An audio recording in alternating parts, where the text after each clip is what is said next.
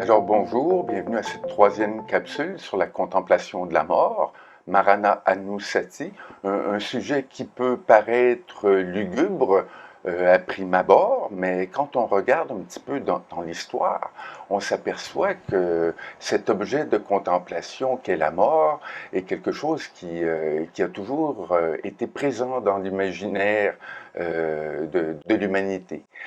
Pensons par exemple à Bossuet, qui était l'évêque de Condom au XVIIe siècle, qui aurait dit devant la cour française à Paris, il disait, je cite, « Me sera-t-il permis aujourd'hui d'ouvrir un tombeau devant la cour, et des yeux si délicats ne seront-ils point offensés par un objet si funèbre?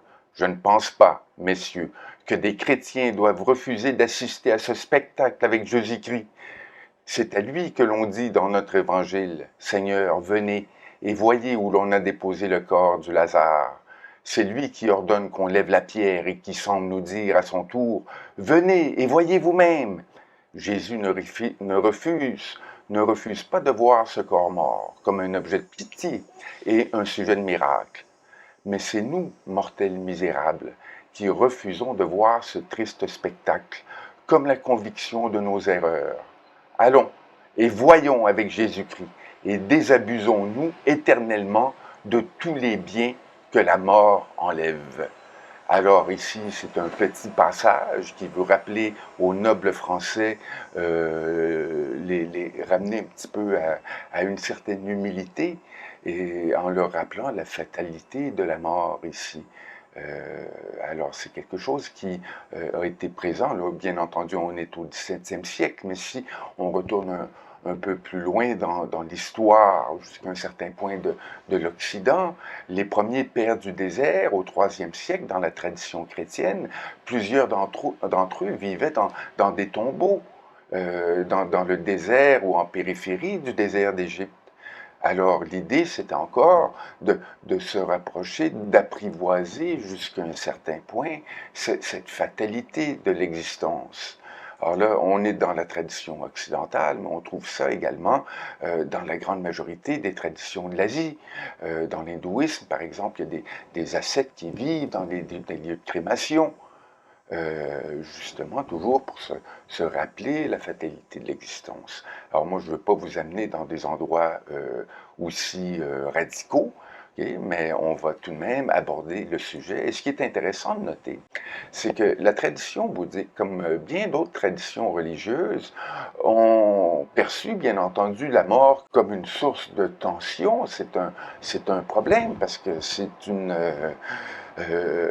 quelque chose d'inévitable et qui brise les rêves de tout un chacune et également qui brise les attachements que l'on a envers les gens que l'on aime. Alors, premièrement, la mort est perçue comme source de tension et on vient à utiliser également la mort comme la contemplation de la mort, cet objet de méditation, comme un moyen de transformation. Okay? Alors, on va regarder ici très sommairement comment le bouddhisme vient à utiliser la mort comme sujet, objet de méditation et éventuellement comme outil qui permettrait une transformation de l'individu. Alors, on retourne au 5e siècle avant l'ère chrétienne, moment où auraient été composés les textes canoniques bouddhiques, c'est-à-dire les textes qui auraient été prononcés directement par le Bouddha lui-même. Et l'un de ces textes, qui est le Satipatthana, le texte sur l'établissement de l'attention, qui est central pour la tradition bouddhique, là, c'est vraiment le texte central par rapport aux pratiques contemplatives. On dit dans ce texte-là, en parlant justement de la contemplation de la mort, qu'un moine ou un praticien, une praticienne doit pratiquer comme s'il voyait un cadavre jeté sur un charnier, un cadavre mort depuis 1 jour, 2 jours, 3 jours, bleui, putréfié. Ainsi, elle réfléchit à son propre corps.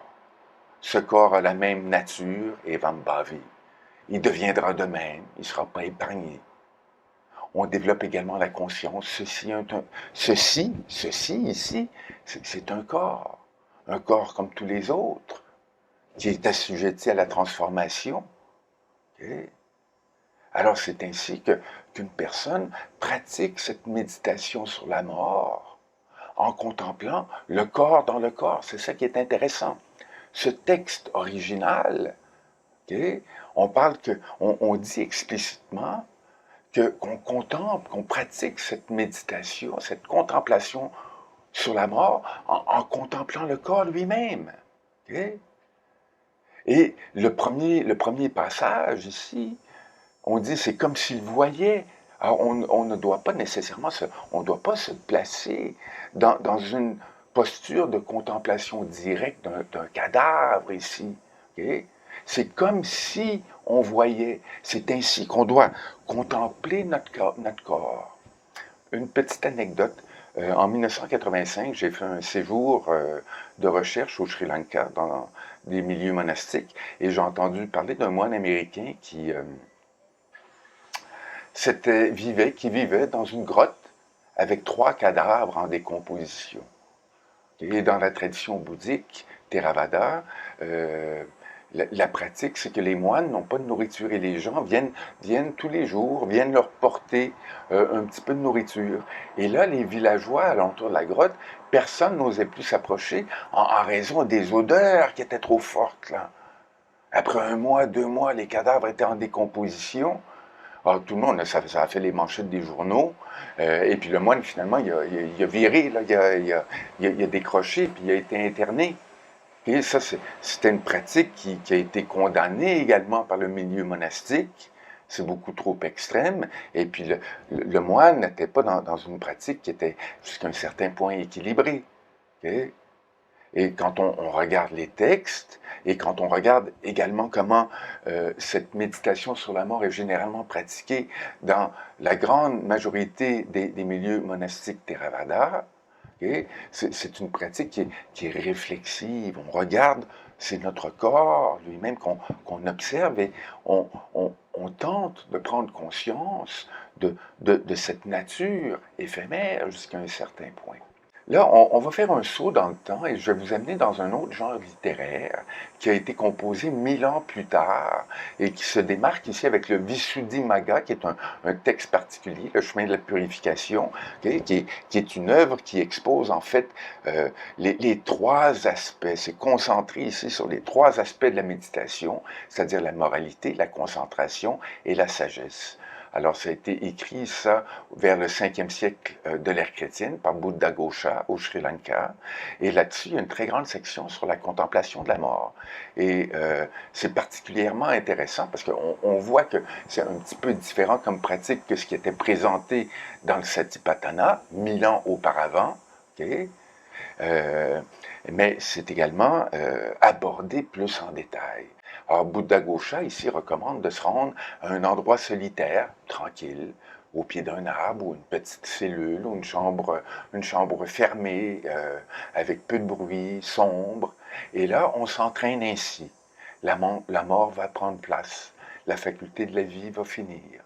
Okay? L'idée, c'est pas de développer ici un esprit lugubre, okay, ou négatif, loin de là, mais simplement de nous ramener à une réalité qui est bien concrète. Okay? C'est-à-dire que oui, la mort, elle va venir. Et Buddhaghosa dit, il y a une pratique incorrecte ici. C'est de se réduire du décès de nos ennemis ou de s'attrister du décès de nos amis. C'est quelque chose qui est normal, mais il faut aussi se libérer de ça. La mort est un processus. Okay? Et selon Buddhaghosa, la pratique correcte, c'est de prendre conscience, en fait, de l'urgence. On est dans un contexte qui est privilégié, où nous sommes en vie pour un certain temps. Okay? Alors faisons usage à bon escient de ce temps qui est à notre disposition. Alors selon Buddhaghosa, cette pratique a comme objectif essentiellement de développer l'urgence. Et bien entendu, dans une perspective bouddhiste, il faut méditer pour atteindre l'idéal qui est le nirvana, l'idéal bouddhiste. Mais pour nous, cette urgence, elle est utile aussi. Là. Ça nous permet de fixer nos priorités. qu'est-ce qu'on veut faire. Ok? Ça ne veut pas dire qu'on va mourir demain, mais comme dit Bouddha Ghosa, ok, cette pratique sur la mort se décline de différentes façons, et l'une d'entre elles, c'est de considérer la mort comme un voleur. Un voleur arrive, on ne sait jamais quand, là. Il arrive toujours à l'improviste. On ne peut pas prévoir le moment de la mort. La mort, c'est également la ruine du succès. On peut accumuler toutes sortes de choses tout au long de la vie. Et quand vient la mort, tout ça disparaît. On peut également méditer sur la mort, selon Bouddha Ghosa, toujours, en comparant, okay? Comme Joe Blow, comme John Smith est décédé hier, moi aussi, je vais décéder. Okay? La mort, c'est également un corps qui est partagé par plusieurs. Le corps qui est projeté dans un charnier, dans un cimetière, par exemple, va être infesté de vers, de toutes sortes de petites bibites. Okay? La mort, c'est également la fragilité de la vie. Là. La vie, elle est précieuse, mais elle ne tient qu'à un fil. C'est incroyable, le corps, comment il fonctionne, avec tous les mécanismes de défense et de survie, mais tout ça, c'est fragile. Okay? La mort, elle est également dénuée de signes, c'est-à-dire elle peut venir sous toutes les formes. Ça peut être la maladie, ça peut être un accident, ça peut être toutes sortes de choses, là. Et finalement, la mort, oh non, pas finalement, c'est la limite de la vie. Okay? On vit, on vit pour un temps, et finalement, on meurt. Okay? Ça, c'est notre vision conventionnelle de la mort. Mais ce qui est intéressant, c'est ce dernier élément qu'introduit Bouddha Ghosa, la mort comme la brièveté du moment. C'est-à-dire qu'à chaque instant, tout individu naît et meurt. Naît et meurt. Il y a cette notion d'impermanence qui est immanente, qui est toujours, c'est un peu paradoxal à dire, qui est toujours présente, là. C'est-à-dire que l'ensemble de notre structure physique et mentale est toujours en transformation.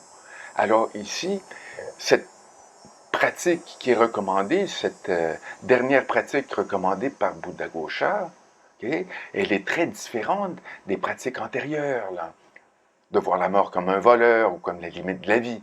Okay. Ces premières pratiques sont toutes des pratiques qui sont jusqu'à un certain point réflexives, qui sont intellectuelles. Okay.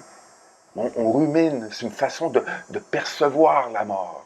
Alors que la dernière, la brièveté du moment, c'est une pratique qui ramène l'individu à l'expérience, à son ressenti psychophysique, qui est constamment en transformation. Alors l'idée, c'est de développer une conscience de cette mort qui se manifeste à chaque instant, de cette mort, oui, mais également de cette naissance. Okay? À chaque instant, l'ensemble de notre structure se renouvelle, là. Mais de développer cette connaissance à un niveau ressenti. Alors, bien entendu, quand on va s'asseoir en méditation, tout ça, c'est graduel. Okay? Une personne n'est pas vraiment consciente à un niveau profond de tout ça en un instant, là, au début de la pratique. C'est un processus qui se développe graduellement. Okay? Alors, la méditation sur la mort, okay, s'intègre dans la présence attentive ici. Okay? Et ça devient un développement corrélaire jusqu'à un certain point de cette pratique. Parce que l'individu vient à ressentir ses sensations, à ressentir également les différentes choses qui se manifestent dans son mental. Okay? On vient à développer une conscience très intime de cette impermanence qui se manifeste dans notre structure psychophysique à chaque instant. Okay? Mais le développement de cette conscience de l'impermanence, de cette conscience d'une omniprésence de la mort, si je peux dire, amène également au développement d'une autre émotion, de l'amour bienveillant, la metta, envers soi, bien entendu, mais aussi envers tous les autres. On est conscient que, euh, qu'on va mourir, on est conscient que l'on meurt à chaque instant, que les autres sont dans la même situation que nous, et que malgré tout, on se construit toutes sortes de, de structures, de patterns qui font en sorte qu'on on perd cette, on perd ce ressenti jusqu'à un certain point. On développe de l'attachement, on embarque dans nos pensées négatives répétitives, peu importe, là. OK? Alors, ça fait en sorte qu'on développe un amour bienveillant vers soi, vers les autres. OK? Ce qui est intéressant de noter, c'est que dans les différentes pratiques, ou les différentes, oui, c'est ça, les différentes pratiques de méditation bouddhique, qui peuvent sembler jusqu'à un certain point très différentes les unes des autres, quand on rentre dans l'essence de ces pratiques-là, on s'aperçoit que ça revient tout est au même, là. Et que les frontières de celles-ci ne sont pas hermétiques, c'est très poreux. Alors, on va terminer là-dessus, okay? Que la contemplation de la mort, c'est une prise de conscience de l'impermanence. C'est une pratique qui se déploie avant tout à l'intérieur de nous-mêmes, à l'intérieur du vivant, le vivant qui est inévitablement régi par certaines caractéristiques de l'existence, dont la première, selon le bouddhisme, est l'impermanence, anicca. Alors, là-dessus, bonne réflexion et je vous souhaite bonne continuité. À très bientôt.